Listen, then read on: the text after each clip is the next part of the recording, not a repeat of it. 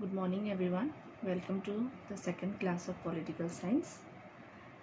Today, we will be discussing about the book Indian Constitution at Work.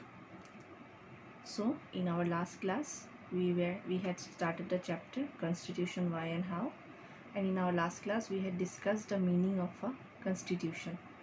And today's topic is why do we need a constitution? So here I have prepared a flow chart of this topic. So here you can see reasons why we need a constitution, and in our NCERT book there are mainly 5 major reasons why we need a constitution. So the first reason is it allows coordination and assurance, specification of decision making power, limitations on the powers of the government, aspiration and goals of a society, and the last one, fundamental identity of a people. So the first reason that we have why we need a constitution is a constitution allows coordination and assurance. So constitution lays down some basic and common rules which every citizen of that country has to follow. This is done to bring a sense of coordination, cooperation, mutual understanding among the people. The basic rules would clarify the rights and claims of individual so that there are no conflicts. These rules are enforceable. As such, it gives an assurance to everyone to follow these rules. That means in the constitution some basic rules are laid down, and these rules are to be followed by all the citizens residing in that country, and these rules ensure that the people living in that country will have some sort of coordination, cooperation among them. And these rules are also enforceable, meaning that if they are not followed, they are liable to be punished.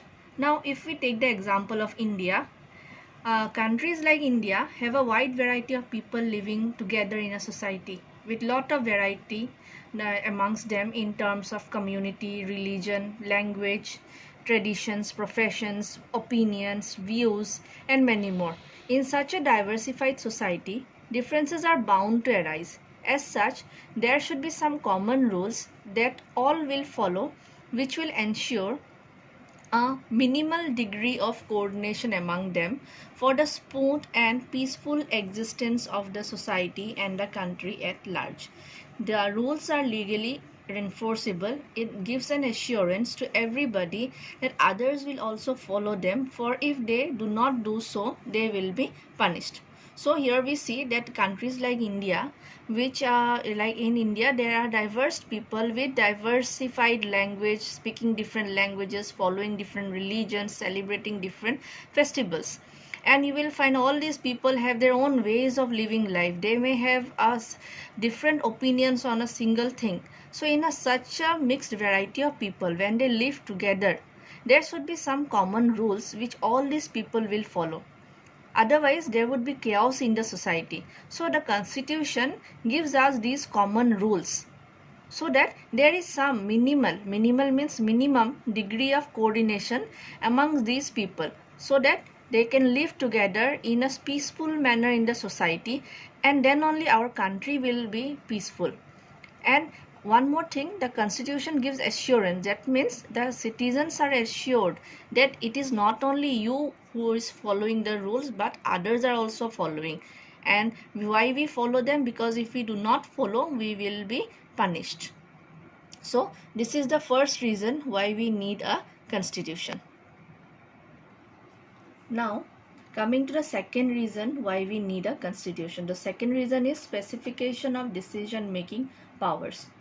So the second reason why we need a constitution is constitution clearly specifies who will have the power to take decisions in that country and how that decision taker will be chosen. It specifies the basic allocation of power in a society. It decides who gets to decide what the laws will be.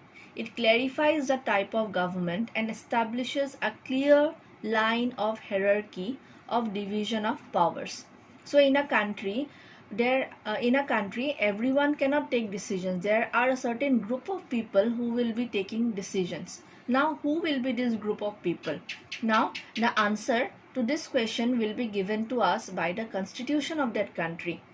The constitution of that country will tell us that in that particular country, who has the right to take decisions. And then it also tells us how will this group of people, decision takers, will be chosen.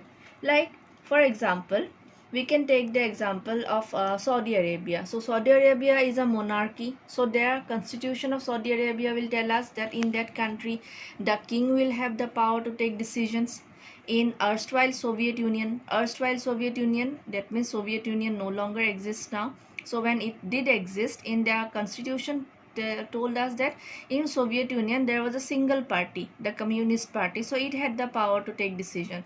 Again, if we come to India, the constitution of India tells us that in democracy like India, the power to make decisions is with the parliament. So here the parliament in India is the one who takes decision for us, and this parliament, again, who or how it is chosen. So the parliament in India is chosen by the citizens of India following the process of election. So every 5 years we know elections are held.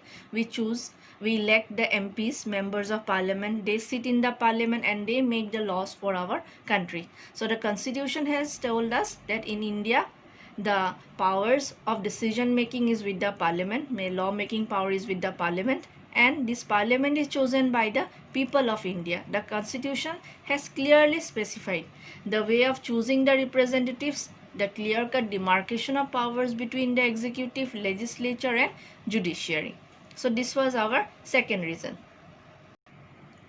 The third reason why we need a constitution is the constitution imposes limitations on the powers of the government.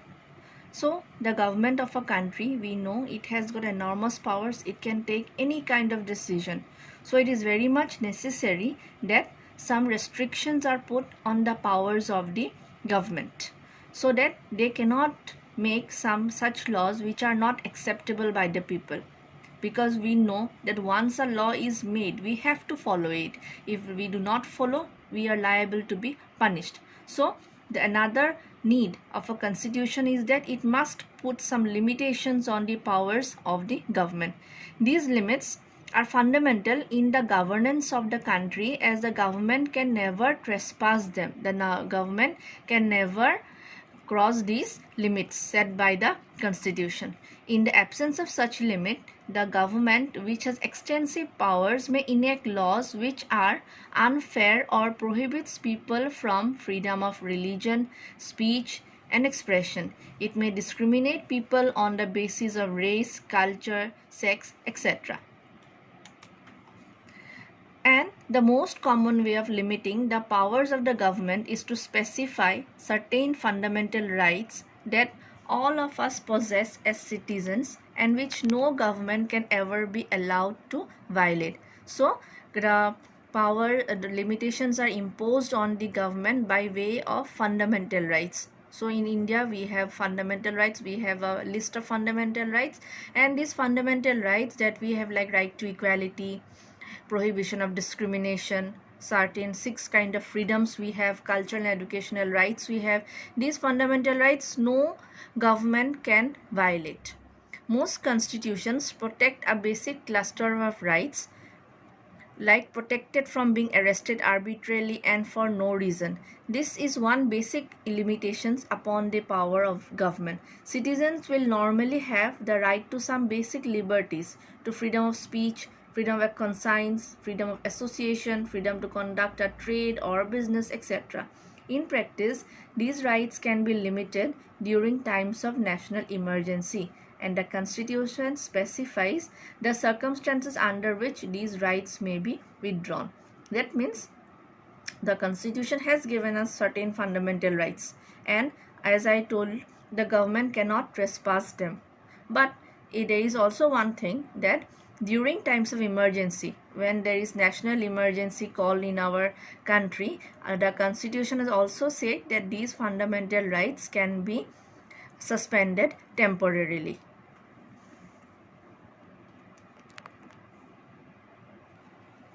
Now coming to the fourth reason, aspirations and goals of a society. The next reason for a constitution is it enables the government to fulfill the aspirations of a people and lay foundations of a just society.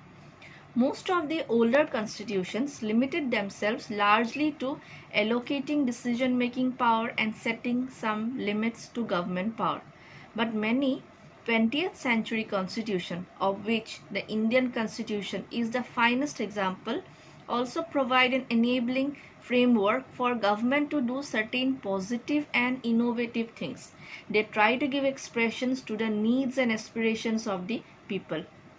Here I mean to say that the constitutions of older times, it was mainly limited to providing powers and limitations to the government, but the constitutions, modern constitutions like our Indian constitution, it has certain provisions laid down for fulfilling the aspirations, that means the dreams, the hopes, the aims, the goals of the people of the country.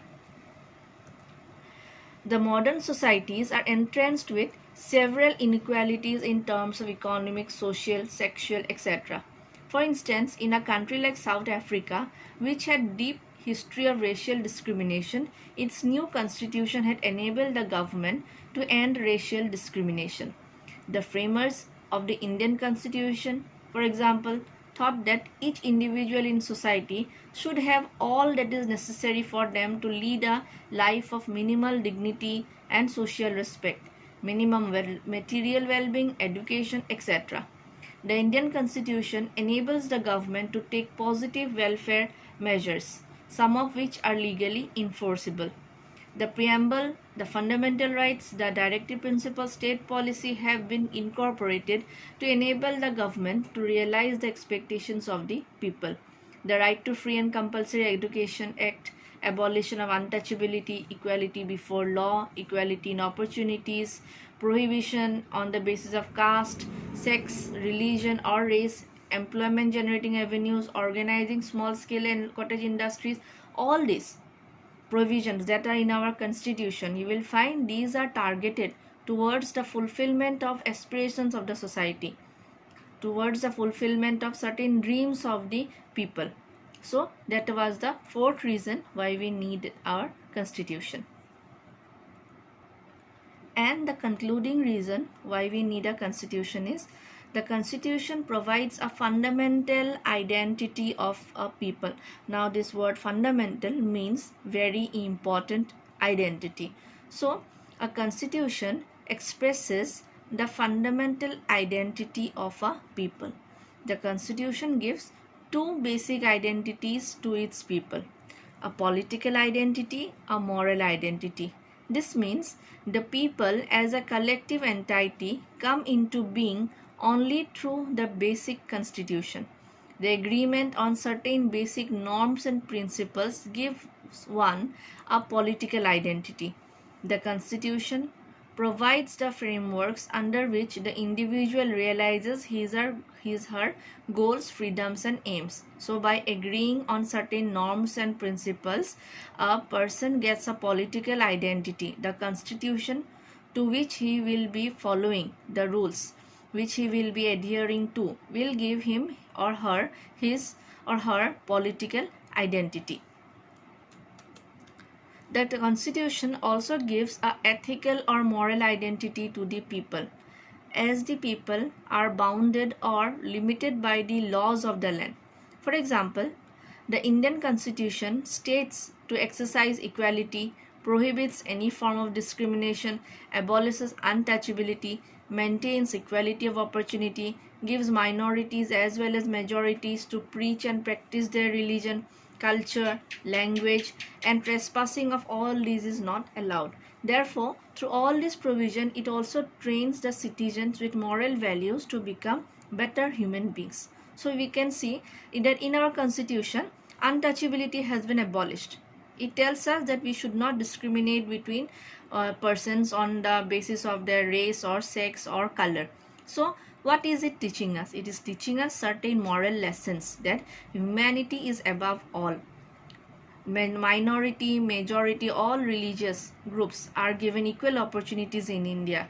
Every minority community is allowed to have their own scriptures.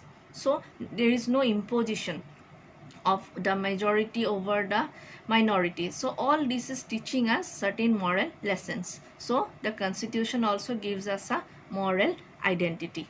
So these were the 5 reasons why we need a constitution. I hope you could have understood something. So these are the reasons why we need a constitution. Thank you.